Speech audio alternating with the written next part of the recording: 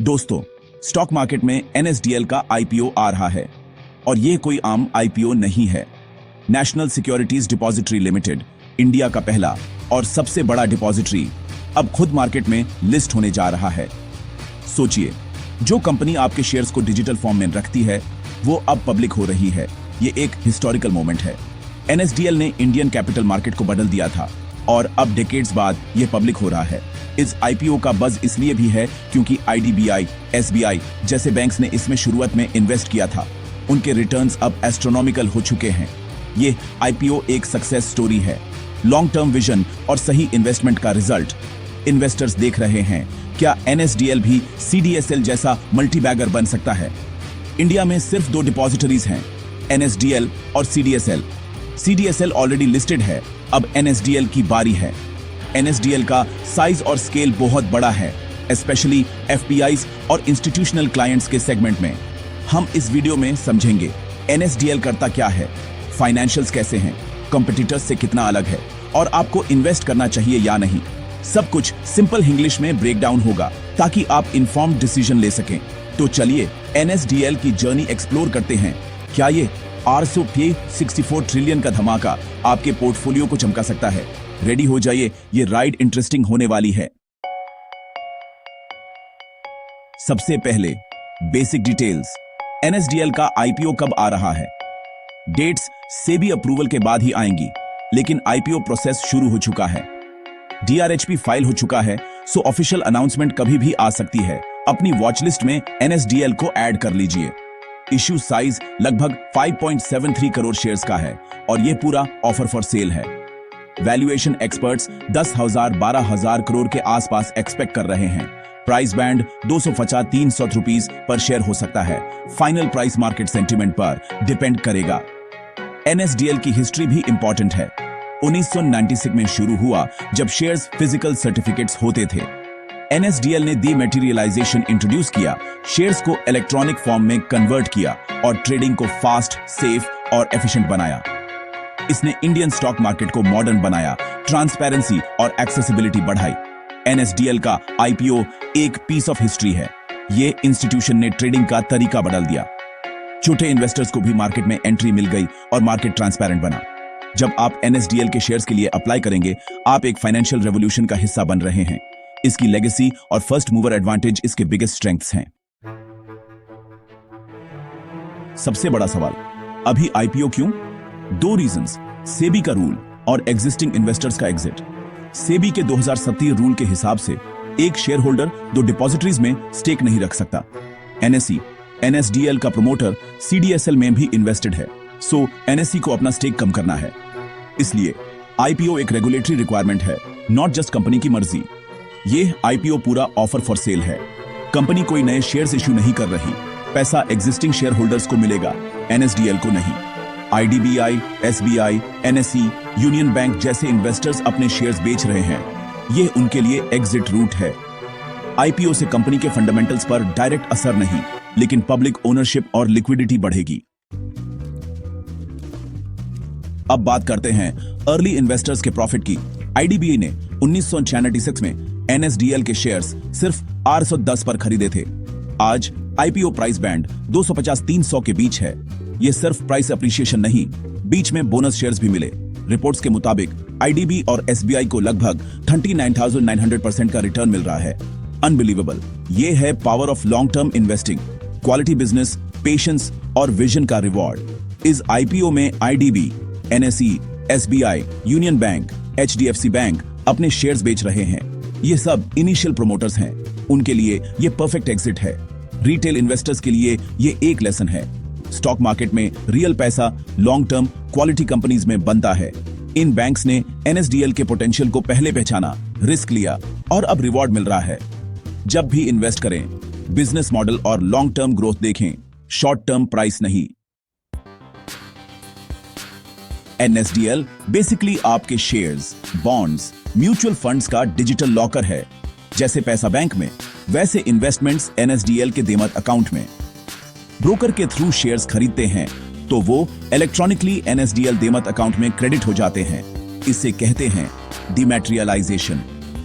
पहले share certificates paper पर होते थे, अब सब कुछ डिजिटल है, ट्रेडिंग फास्ट, सेफ और एफिशिएंट हो गई।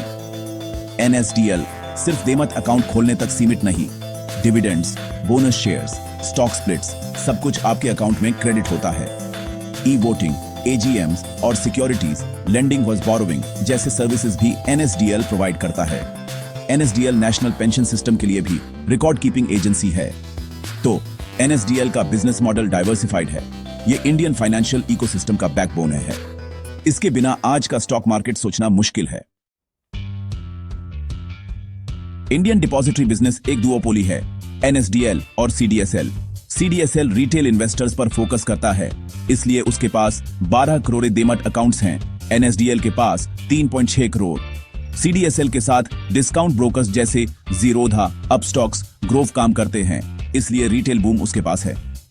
NSDL का फोकस इंस्टीट्यूशनल क्लाइंट्स और फुल सर्विस ब्रोकर्स पर है, इसलिए अकाउंट्स कम हैं। लेकिन NSDL के अकाउंट्स में रखे एसेट्स की वैल्यू बहुत ज्यादा है। AUC R64 ट्रिलियन, CDSL का सिर्फ R53 ट्रिलियन। NSDL वैल्यू का किंग है, CDSL वॉल्यूम का। CDSL में रिटेल ग्रोथ स्टोरी है, NSDL में इंस्टीट्यूशनल ट्रस्ट और हाई वैल्यू एसेट्स। दोनों की अपनी स्ट्रेंथ्स हैं, रिटेल बूम या इंस्टीट्यूशनल डोमिनेंस आपको डिसाइड करना है। CDSL fast growth, NSDL stable revenue और ब्रांड ट्रस्ट, ये दोनों अलग स्ट्रेटजीज पर काम करते हैं। कुछ सेगमेंट्स में NSDL का दबदबा है, अनलिस्टेड कंपनीज, FPIs और डेट सिक्योरिटीज। अनलिस्टेड कंपनीज के शेयर्स देमत फॉर्म में रखने में NSDL का मार्केट शेयर 89% है, वर्चुअल मोनोपोली। FPIs के एसेट्स मैनेज करने में NSDL का शेयर 80% से ज्यादा है, ज्यादातर विदेशी पैसा NSDL के थ्रू आता है। डेट सिक्योरिटीज और म्यूचुअल फंड्स के सेगमेंट में भी NSDL का मार्केट शेयर 88% है। NSDL का रोबस्ट सिस्टम, सिक्योरिटी और ट्रस्ट इसको इंस्टीट्यूशनल बैकबोन बनाता है। हाई वैल्यू कॉम्प्लेक्स ट्रांजैक्शंस में NSDL सबकी पहली पसंद है। यह सेगमेंट्स NSDL को यूनिक कंपेटिटिव एडवांटेज देते हैं। फाइनेंशियल्स देखते हैं। FY23 में NSDL का रेवेन्यू और 99 crore, profit after tax R34 crore. Company consistently profitable है, रेवेन्यू और प्रॉफिट दोनों ग्रो हो रहे हैं। रेवेन्यू के main sources annual issuer charges, stable recurring transaction charges, trading volume part और online services, e voting, EKS। CDSL का FY23 revenue R621 crore, profit R276 crore. NSDL का रेवेन्यू डबल लेकिन प्रॉफिट बराबर। CDSL के प्रॉफिट मार्जिन्स NSDL से better हैं क्योंकि retail focus, asset light model. NSDL को इंस्टीट्यूशनल क्लाइंट्स सर्व करने में ज्यादा रिसोर्सेज लगते हैं। NSDL stable high revenue company है, लेकिन प्रॉफिटेबिलिटी ग्रोथ CDSL से स्लो हो सकती है। CDSL छोटी, high margin, fast growing company है। NSDL की स्ट्रेंथ, स्टेबिलिटी और लीडरशिप, CDSL की एजिलिटी और ग्रोथ।